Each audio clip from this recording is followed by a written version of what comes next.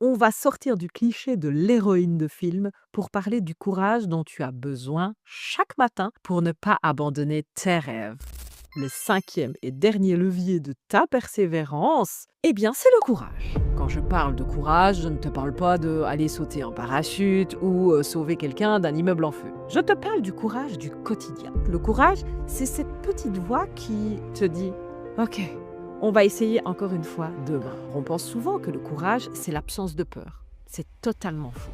Le courage, c'est d'avoir la trouille, d'avoir envie de tout abandonner, mais de décider que ce que tu veux construire est plus important que ton inconfort actuel.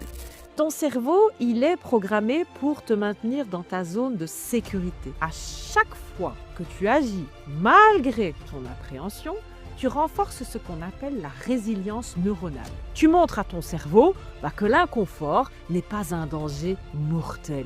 Le courage ne se trouve pas, il se pratique jusqu'à ce qu'il devienne vraiment une habitude, une seconde nature. La persévérance, c'est la somme de tous ces petits moments où tu as osé être imparfaite au lieu de rester là immobile. Le seul échec, c'est de ne pas avoir osé. Si tu as essayé et que ça n'a pas marché, tu as fait preuve de courage. Et ça c'est une victoire en soi.